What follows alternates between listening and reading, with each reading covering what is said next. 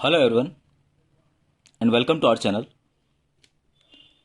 Second grade science की preparation हम किस प्रकार से अच्छे ढंग से कर सकते हैं और हमें कितने मार्क्स की आवश्यकता होगी जिससे हमारा ये सेकंड ग्रेड क्लियर हो जाए, उसके ऊपर आज मैं इस वीडियो के माध्यम से आप लोगों को बताने वाला हूँ।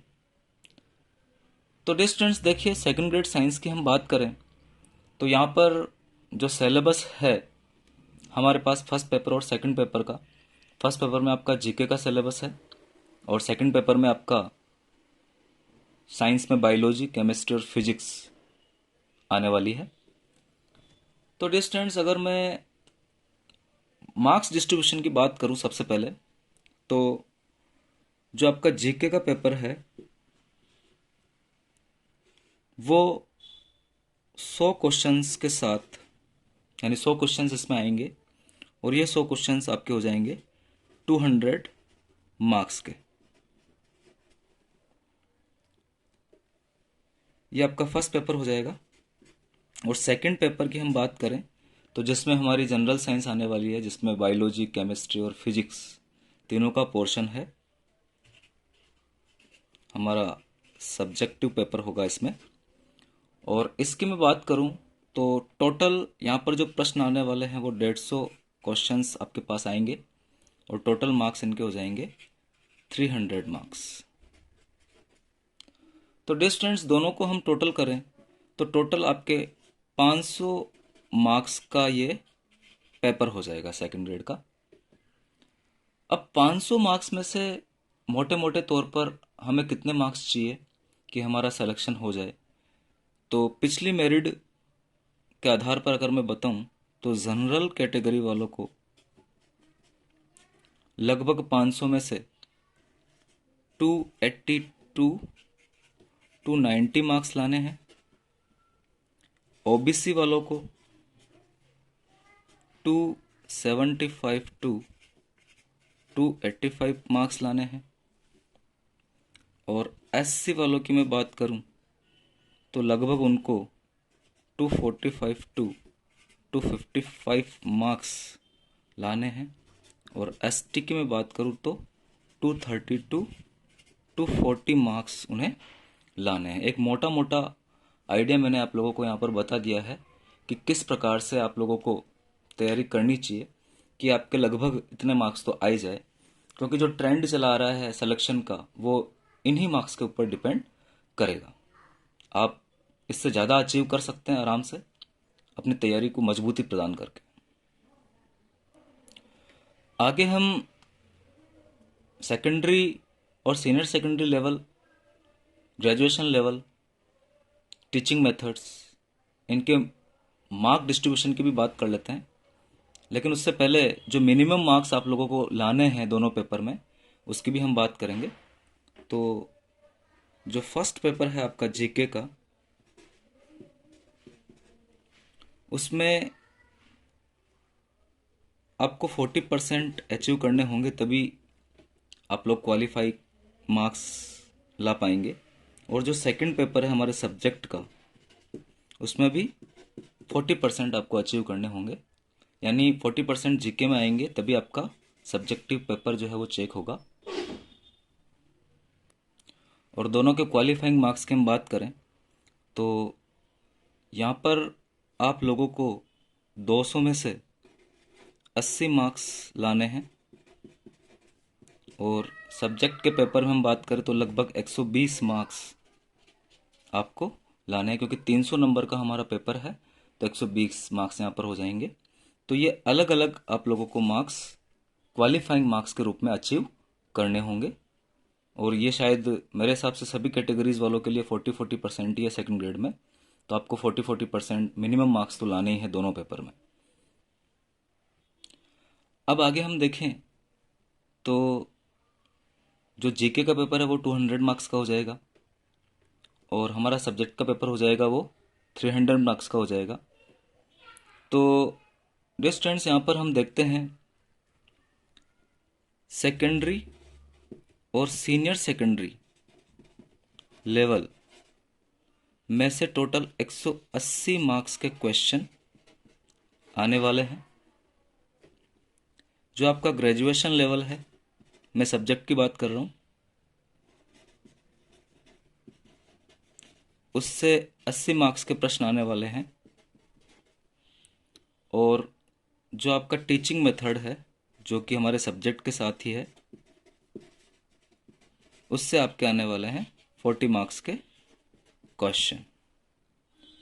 तो इस प्रकार से हमारे टोटल 300 नंबर सब्जेक्ट के हो जाते हैं डियर स्टूडेंट्स। तो 200 नंबर जो जीके के पेपर के हैं, तो जीके का पेपर आप अच्छे से कवर करते हुए चलिए। तो जिसके जीके में अच्छे मार्क्स आ जाते हैं और सब्जेक्ट में वो क्वालिफाइंग मार्क्स तक पहुंच जाता है, उसका सिलेक्शन बिल्कुल हो जाता है। क्वालिफाइंग मार्क्स से ज़्यादा भी आप सब्जेक्ट में अचीव कर सकते हैं। अब यहाँ पर देखिए, हमारा सेकेंडरी और सीनियर सेकेंडरी लेवल 180 मार्क्स का है। तो बिल्कुल आप सेकेंडरी और सीनियर सेकेंडरी लेवल अच्छा करके जाएंगे। तो इसे अच्छा करने के लिए सबसे पहले 9th एंड 10th की जो जनरल साइंस की हमारी किताबें हैं, जो राजस्थान बोर्ड में अभी चल रही है, उन्हें आपको बहुत अच्छे से करके जाना है। सबसे पहले आप ये करेंगे कि 9th और 10th की किताबों को अच्छे से पढ़ेंगे। फिर 11th और 12th लेवल की जो राजस्थान माध्यमिक शिक्षा बोर्ड की किताबें चल रही है, बायो में, केमिस्ट्री में और फिजिक्स में, इन्हें भी आप लाइन टू लाइन पढ़ेंगे। और इन्हें पढ़ने के बाद आप नीट के ओल्ड पेपर्स से प्रैक्टिस कर सकते हैं। आप यहाँ चाहें तो शॉर्ट नोट्स बना सकते हैं, और अगर आपने बना लिया है तो बहुत ही अच्छी बात है। वो शॉर्ट नोट्स आपको रिवीजन में मदद करेंगे। तो डियर स्टूडेंट्स, इतना करने पर आप लोगों के जो 180 मार्क्स है वो यहाँ पर कंप्लीट हो जाएंगे। बायो के लिए आप अभी जो राजस्थान माध्यमिक शिक्षा बोर्ड की किताब चल रही है वो, और पुरानी जो राजस्थान माध्यमिक शिक्षा बोर्ड की किताब थी, उसे भी आप प्रीफर करेंगे तो आप लोगों के लिए अच्छा रहेगा। क्योंकि अभी जो पेपर पैटर्न आ रहा है आरपीएससी का, वो काफ़ी लेवल का आ रहा है। तो आपको थोड़ा लेवल की तैयारी करके जाना पड़ेगा। आगे मैं अगर बात करूं तो ग्रेजुएशन लेवल हम कहाँ से अच्छा कर सकते हैं। तो ग्रेजुएशन लेवल आप लोग जो कॉलेज में आप लोगों ने किताबें पढ़ी है, सीबीएच और आरबीडी, इन दोनों ही पब्लिकेशन की बुक्स आप ले सकते हैं और अपना ग्रेजुएशन लेवल अच्छा कर सकते हैं। ग्रेजुएशन लेवल में आप चाहें तो फिजिक्स को छोड़ सकते हैं। अगर आपसे फिजिक्स नहीं हो पा रही है, आप केमिस्ट्री और बायोलॉजी को अच्छा कर लें। क्योंकि जो बायो स्ट्रीम वाले स्टूडेंट्स हैं, उन्होंने ग्रेजुएशन लेवल पर फिजिक्स नहीं पढ़ी होती है, तो फिजिक्स उनके लिए थोड़ी सी टफ पड़ जाती है। तो कोई बात नहीं डियर स्टूडेंट्स, आप बायोलॉजी और केमिस्ट्री को अच्छा कर लीजिए ग्रेजुएशन लेवल पर, और सेकेंडरी और सीनियर सेकेंडरी लेवल पर आप तीनों अच्छे कर लीजिए, फिजिक्स, केमिस्ट्री और बायोलॉजी। तो यहाँ से आपके 80 मार्क्स कंप्लीट हो जाएंगे। और टीचिंग मेथड्स के लिए आप कोई भी गाइड ले लीजिए, एक गाइड, और उस गाइड से आप टीचिंग मेथड जो है वो अच्छे से कर सकते हैं। किसी भी एक ऑथेंटिक गाइड जो बाजार में उपलब्ध है, उससे आप टीचिंग मेथड अपने अच्छे से कर सकते हैं। अगर मैं क्वेश्चंस की बात करूं डियर स्टूडेंट्स, तो देखिए, बायो के टोटल प्रश्न जो आएंगे वो लगभग 40 से 45 क्वेश्चंस आपको मिल जाएंगे पेपर में। केमिस्ट्री की बात करूं तो लगभग इतने के इतने ही क्वेश्चन आपको केमिस्ट्री के अंदर भी मिल जाएंगे, 42 टू 43 क्वेश्चन। और फिजिक्स की मैं बात करूं तो फिजिक्स के भी 40 टू 43 क्वेश्चंस आपको यहाँ पर मिल जाएंगे। अब बायोलॉजी के प्रश्न हमेशा ज़्यादा पूछे जाते हैं, थोड़े से 2-4 प्रश्न ज़्यादा आते हैं, तो आप बायो को अच्छा कर लें, केमिस्ट्री को भी अच्छा कर लें, और फिजिक्स आपसे जो सेकेंडरी और सीनियर सेकेंडरी लेवल पर जितनी हो पा रही है उतनी अच्छी कर लें। तो इतना सब कुछ करने के बाद आप मल्टीपल चॉइस क्वेश्चंस की जितनी प्रैक्टिस कर सकें अधिक से अधिक प्रैक्टिस करें।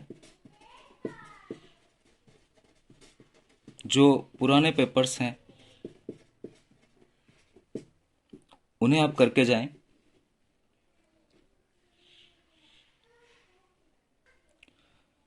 टीचिंग मेथड्स के क्वेश्चंस की मैं बात करूं तो टीचिंग मेथड्स के प्रश्न भी लगभग आपको 20 क्वेश्चंस मिल जाएंगे, जो कि 40 मार्क्स के आपके होंगे। तो टीचिंग मेथड्स वाला पोर्शन भी आपका इम्पोर्टेंट हो जाएगा। अब एक स्टूडेंट का मेरे पास प्रश्न आया था कि सर हम किस प्रकार से सबसे पहले क्या पढ़ें, कैसे तैयारी करें। तो डियर स्टूडेंट, सबसे पहले आप बायो के स्टूडेंट रहे हैं तो आप सबसे पहले बायोलॉजी को अच्छा कर लें। अगर आपने फर्स्ट ग्रेड बायोलॉजी की भी प्रिपरेशन कर रखी है तो बहुत ही अच्छी बात है, और नहीं कर रखी है तो आप बायो को सबसे फर्स्ट आप बायोलॉजी अच्छे से करेंगे। उसके बाद आप टीचिंग मेथड्स कर सकते हैं। सेकंड नंबर पर आप टीचिंग मेथड्स करेंगे। थर्ड नंबर पर आप केमिस्ट्री कर लें, और फोर्थ नंबर पे आप फिजिक्स कर लें, और वो भी 11th और 12th लेवल तक जो हमारे टॉपिक है सिलेबस में, वो आप देख लें। बायोलॉजी को डियर स्टूडेंट्स आप बहुत अच्छा इससे करके जाएंगे, क्योंकि आप बायो के स्टूडेंट हैं तो आप लोगों की बायोलॉजी स्ट्रांग होनी चाहिए।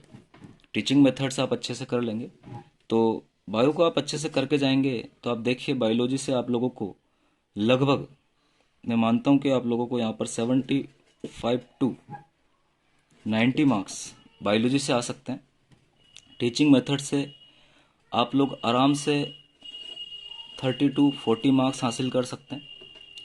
केमिस्ट्री की अगर मैं बात करूं तो केमिस्ट्री में भी आप अच्छे से पढ़ाई करके जाएंगे, बेसिक्स देख के जाएंगे, तो यहाँ पर आप आसानी से 70 टू 80 मार्क्स अचीव कर सकते हैं। और फिजिक्स की मैं बात करूं तो फिजिक्स में मान लेते हैं कि हमारे इतने मार्क्स नहीं आ पाए, हम 20 या 30 मार्क्स भी यहाँ पर हासिल कर लें तो एक मोटा मोटा एवरेज हमारे पास आ जाता है कि मान लेते हैं हमारे पास यहाँ पर 70 मार्क्स आ जाते हैं।